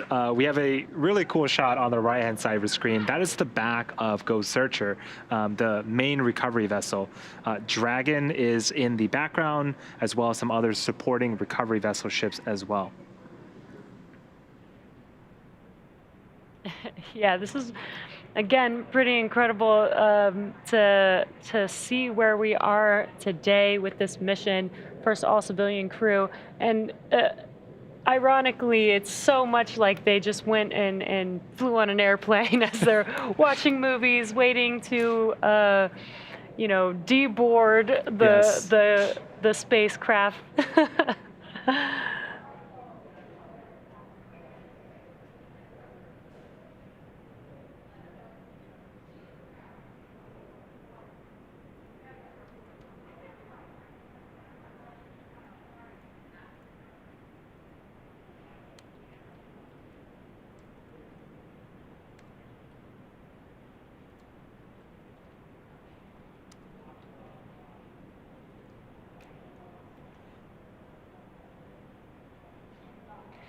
And again, this mission is a fundraiser for St. Jude Children's Research Hospital. We've got some great news that we've raised up to $157 million so far. How incredible to do such a inspiring mission like this, as well as raise $157 million for such an amazing cause. Yeah, so in the last 90 minutes, essentially, we raised $4 million. Keep it up, everyone. Thank you so much. Again, it's going to a great cause, and it's benefiting a lot of wonderful people.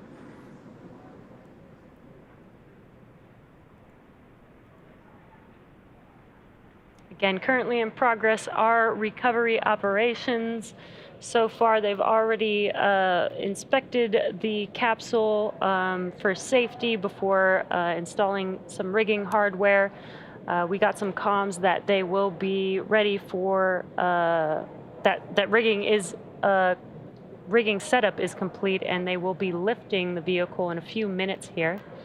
Again, this is Ghost Searcher, and what you're seeing on your right-hand screen at the end of Ghost Searcher is the Dragon nest.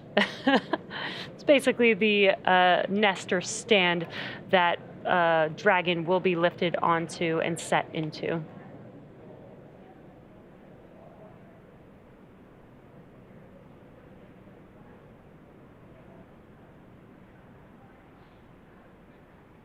We also heard some comms that the crew is in good spirits, watching some entertainment while they wait to be lifted onto Ghost Searcher and for hatch opening so that they can egress the vehicle. Yeah, they've been busy doing a lot of work for a lot of great causes. So now that they're back on land, we want to give them a very smooth experience. They can just sit back, relax. We'll take care of everything else. We can see that the gap between the Ghost Searcher boat and Dragon is starting to close. We are expecting to hoist Dragon out of the water and again put it on that nest that you see on the bottom middle of your screen in a few minutes here. And weather has been just great for us today, actually through this whole mission. This is such a unique mission where we did have to ensure that weather upon liftoff as well as return would be well. And not just the weather in the atmosphere, but the water where we are landing. And you can see on your screen that it's very calm. This makes it really a lot easier for the crew to perform the recovery operations. Just great weather all around for this mission.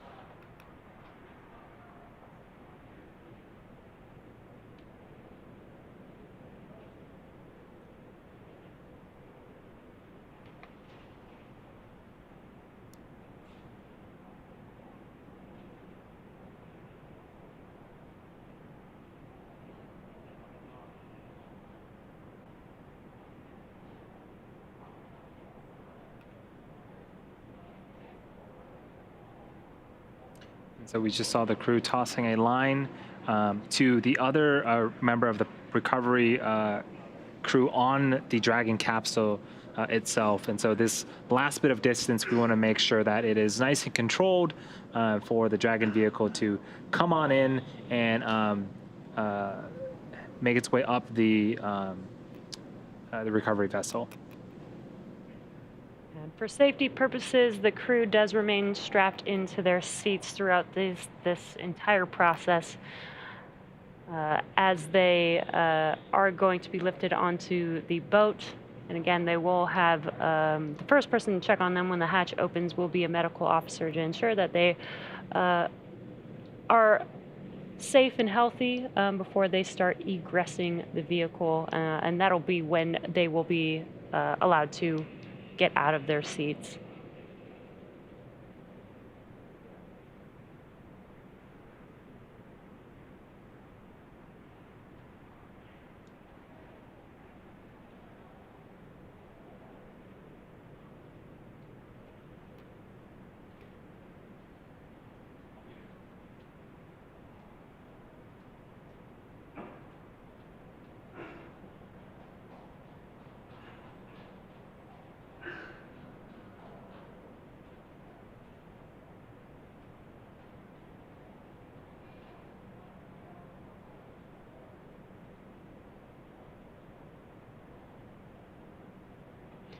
We've got a crew member on the Dragon capsule at the moment. And again, they are helping with the rigging and hoisting process to lift that Dragon capsule onto the recovery vessel. And again, they have done several hours of training for this particular role. So they are professionals. Dragon, brace for capsule lift.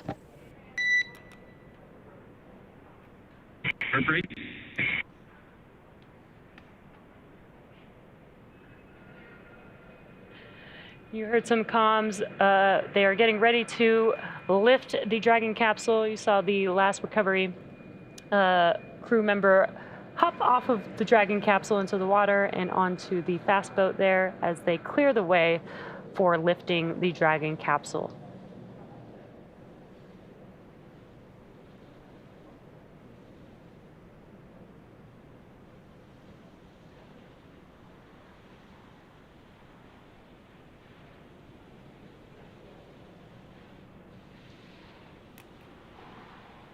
And here comes Dragon out of the water.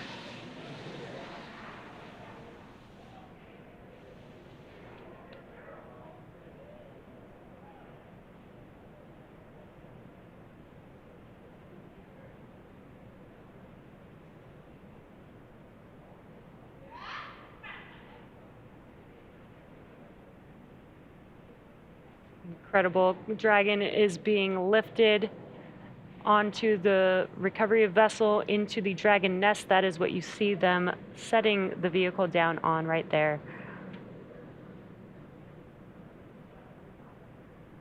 You can see at the very bottom of Dragon some water coming out. Again, that's the ballast system that helps keep Dragon upright in the seawater or in the ocean. So it's functioning as designed, and Dragon is now on the recovery vessel. Dragon's almost a little bit of a mix of a rocket, spacecraft, and a little bit of a boat. It does everything you need it to. Yeah, exactly. Dragon, welcome aboard the recovery vessel. Recovery personnel are completing final checks. Stand by for translation to egress platform in approximately 1 minute. Copy. Dex, good to be aboard.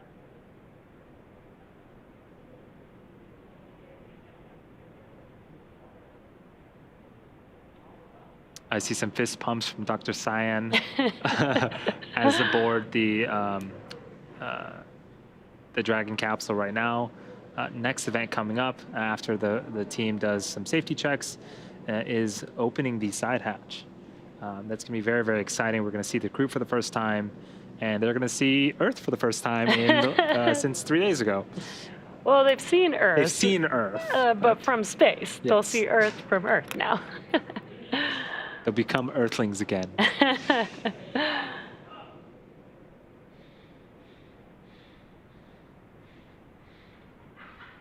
And what you heard was some comms, just letting the crew know that they will be translating the Dragon on the nest and reorienting it into a position on Ghost Searcher so that it is in a good, stable position for them to open the hatch.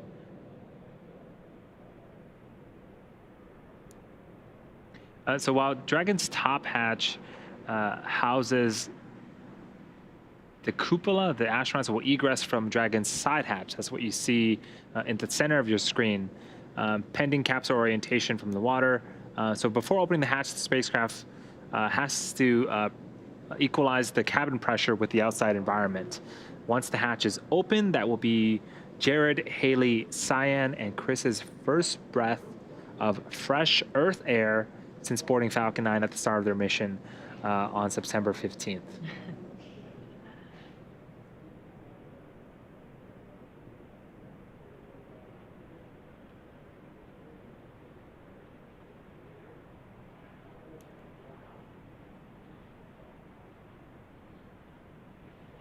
If you're just now joining us, you are watching the Inspiration4 mission. The Inspiration4 crew is back home on Earth. We have lifted Dragon with the crew onto the recovery vessel, and currently in a minute or so, they should be translating the vehicle into a position where they can open the side hatch and then perform the next steps for egressing, which will include a medical officer checking on them prior to that egress. Yeah, and on the right-hand side of your screen, that's a live shot inside the capsule. Dragon, translation imminent.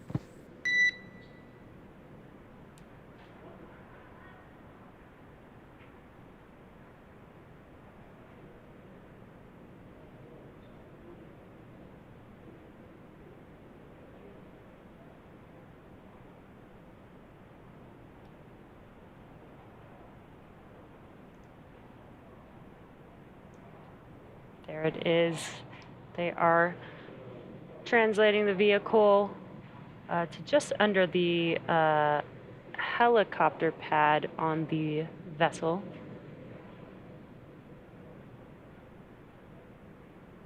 Looks like they're starting to wash it down, get it clean, prepared for that hatch opening.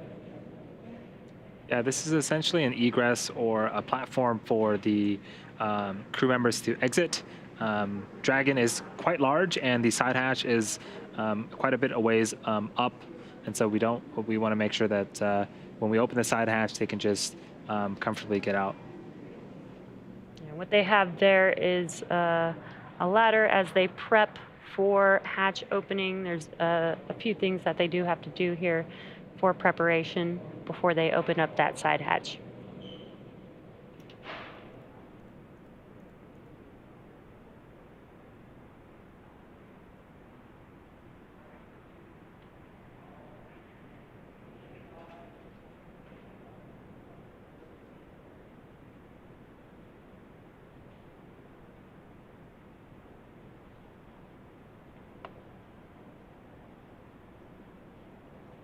Yeah, things are moving quite quickly. We splashed down about 40 minutes ago, and now Dragon is on the main recovery vessel on the right-hand side of the screen. That is, again, a live view inside of the capsule.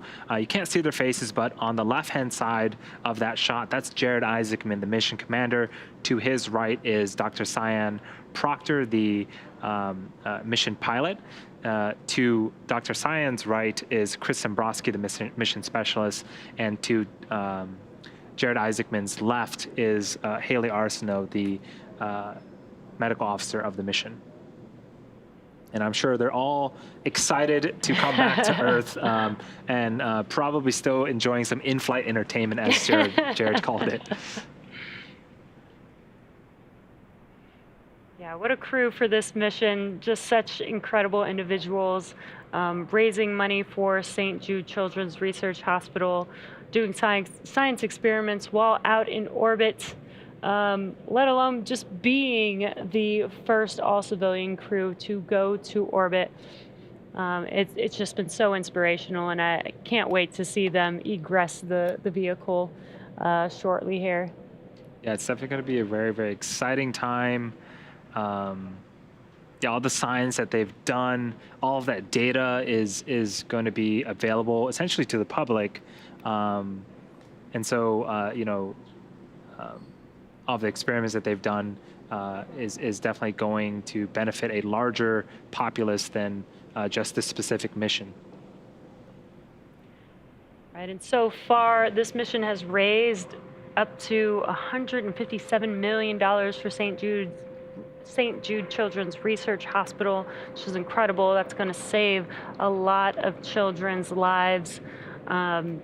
Just an incredible mission from start to finish here.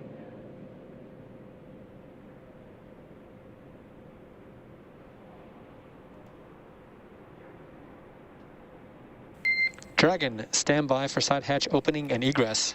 This will be our last call from you. Congratulations, Inspiration4 crew. Signing off.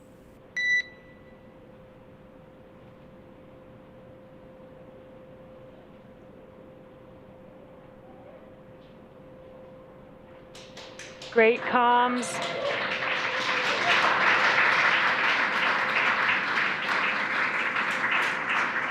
There you can see the side hatch is now officially open, and some exciting waves from the crew.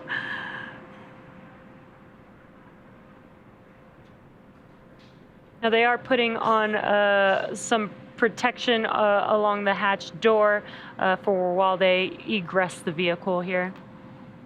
So we have members of the recovery team inside the capsule with the crew members. They're doing some checkouts, make sure everything is good before the crew can exit the capsule. But this is certainly very, very exciting. Again, that hatch has been closed and sealed for 3 days. This is the first time it's opened since we lifted off Wednesday, September 15th. And we have some fist pumps from Jared. I'm sure the entire crew is super excited. Could see them waving.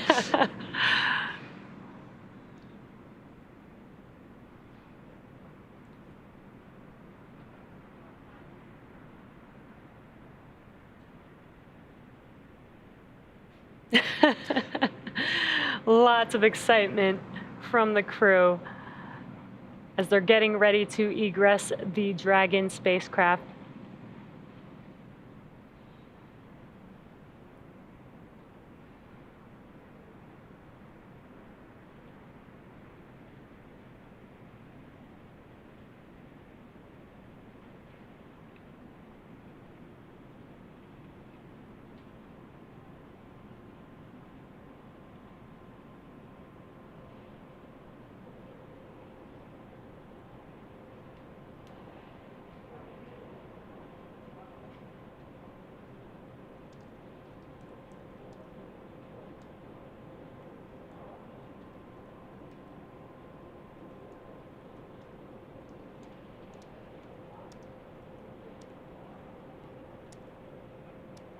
It looks like they are taking their tablets from each of the crew members in preparation for this egress. Now there is a procedure that they will go through even now as they egress the vehicle. It won't just be all of them getting out at once. They will follow a procedure. I believe they will be starting with egress of seat 1.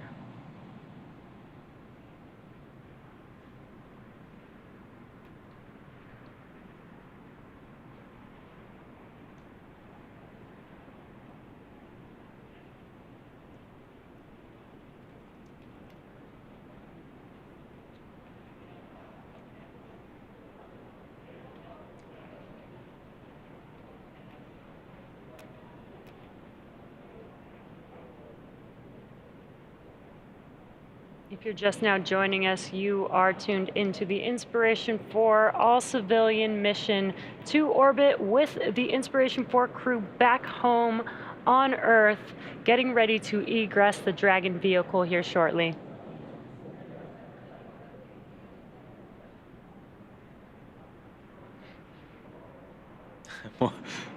More exciting fist bumps.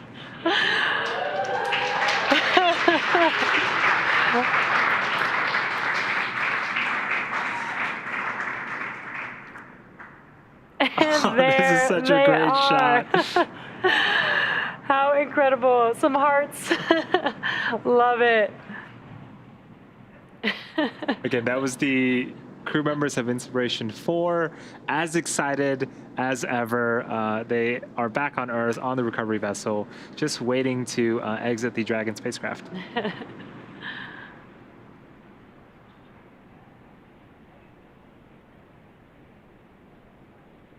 Some fist bumps going around. Again, as the crew does begin their egress, they will have a team that does help them as they egress or exit the vehicle. As they have been out in microgravity for the last 3 days, they have not felt the gravity of their own body in 3 days.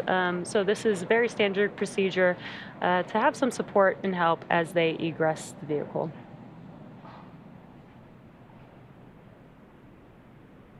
Right now, it looks like they are removing the footrests at the bottom of their seats.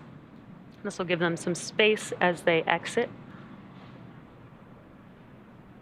Yeah, that is a good thing to note that when we land, we also recline the seats back down to make it a little bit easier for the astronauts and crew members to exit the vehicle.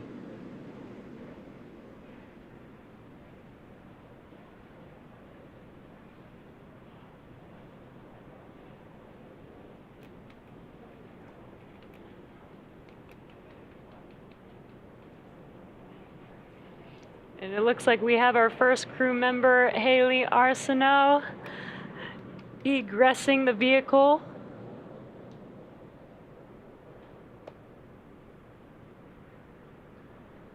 She was sitting in seat 1 to the left.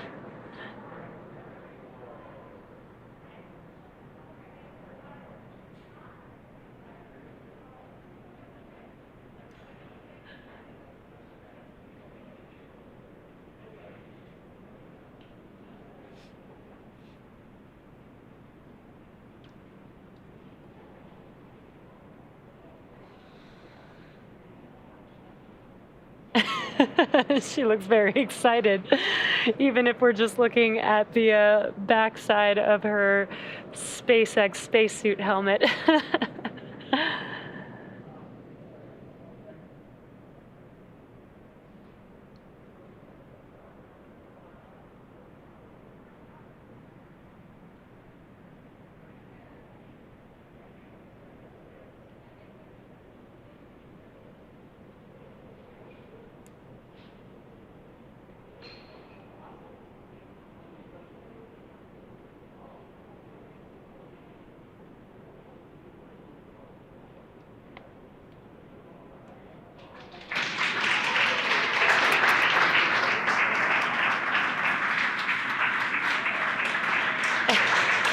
And there she is.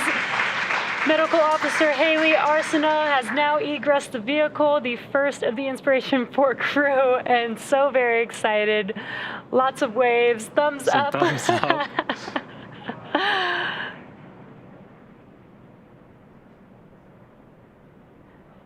Getting a little photo up.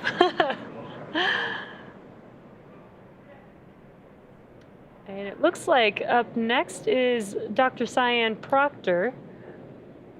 Yeah, this is very exciting for the crew to be exiting the capsule and finishing their Inspiration4 mission, a mission that's done so much for folks around the world. Yes, absolutely inspiring all the way around. Just an incredible mission with an incredible crew. And here comes Dr. Cyan Proctor. There she is, excited as ever. Big Dr. waves. Cyan Proctor. Oh, I love it. Love it.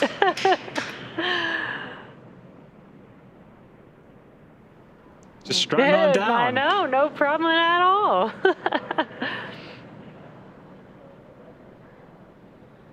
Looks like mission specialist Chris Sembrowski is up next to egress the vehicle.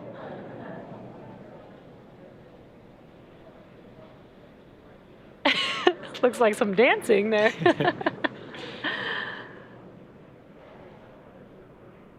Again, there is crew there to help them egress to make sure that they do not damage their suits or themselves on their way out.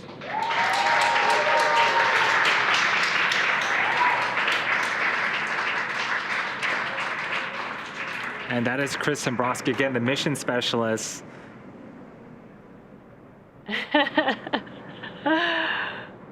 Again, with a smile all over his face, super excited, ready to go. Yeah, there we go.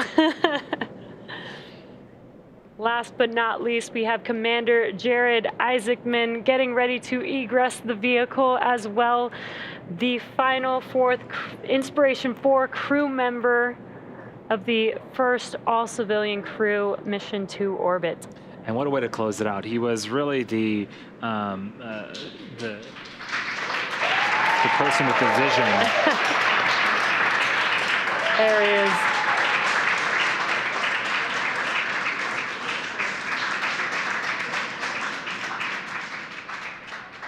Commander Jared Isaacman of the Inspiration4 crew. So excited.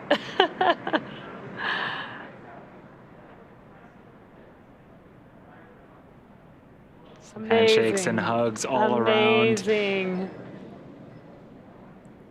Now they will be doing a standard procedure, going into the medical room on the recovery vessel and doing some medical checks to make sure that the crew is safe and healthy.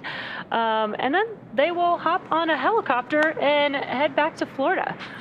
Yeah, well, now that Jared, Haley, Cyan, and Chris are safely back home on Earth, and getting checked out by our medical team, we're going to wrap up our live coverage of their historic return.